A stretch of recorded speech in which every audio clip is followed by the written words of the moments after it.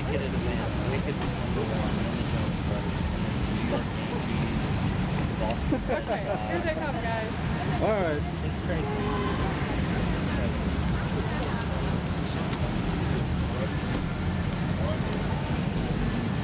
Hi, guys. Hi, guys. Hi. Here's your press tool for today.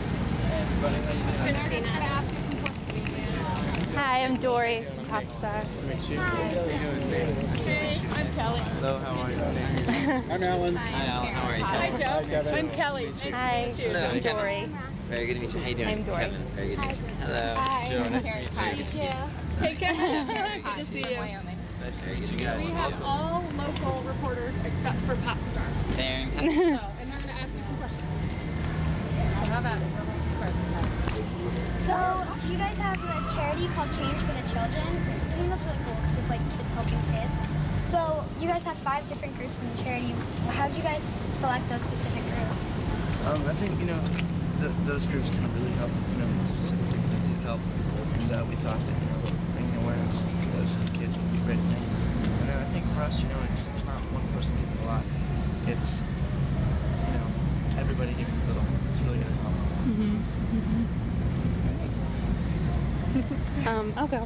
Have any of you ever fallen out of your bed on the tour bus or? On the tour bus, I had a bunk Stay bed close for a to while. it. Yeah. I had bunk beds for a while at home, and I fell out of the top bunk and my hurt pretty bad. At camp one year, Kevin fell out of his bunk bed and actually Yeah, it was like 3 stories. Like, they had 3 levels of the bunk beds. I fell off and actually fractured my hip. Oh. Like an old person. Oh my god. fell in his sleeping bag too, so like all the way down. That's not cool. I did. If no one goes to ask about the tour bus, that's 90 days. So you guys have girls writing, on your Look Me in the Eyes tour bus, there were girls writing their phone numbers and love notes and even some marriage proposals. So how do you guys stay grounded and focus on your music with all those distractions? And I think we have each other, which is really nice, and we have the fan mail for it all the time. So at the end of the day, we have each other to look at and say, alright, keep your head in the right place, do the right thing. It's good. Great. And then with your charity, how do you guys feel about it launching last month? We're having the charity launch last month. It's incredible. Such an honor to be able to, to do it, and just to kind of have an influential voice to these kids' lives. Hopefully, do our part, helping find a cure for diabetes. They'll enjoy it.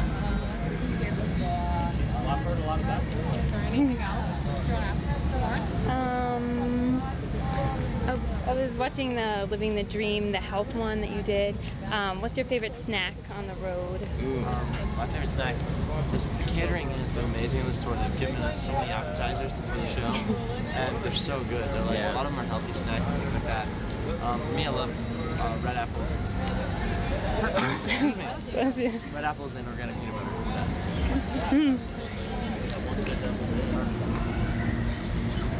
So you guys are really good role models, and there's a lot of people that look up to you.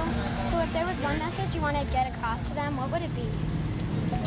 One message, I think, just to try to be positive. Life does bring these things. It's kind of a tough time. Keep going. Don't let it slow you down. Alright, so there's no other questions. We're going to go inside so you can play. Yes. Perfect. Awesome. Yeah, sign the word. Finally. Cool. Slogan: "Live in the dream, baby. Live in the dream." So everybody shouts it out every night. That's right. I bet it kind of gets crowded on that tour bus. On our tour bus, it's just our family, so it's okay. We're actually good. But I think we have 9 or 10 buses out right now, so we have people spread out.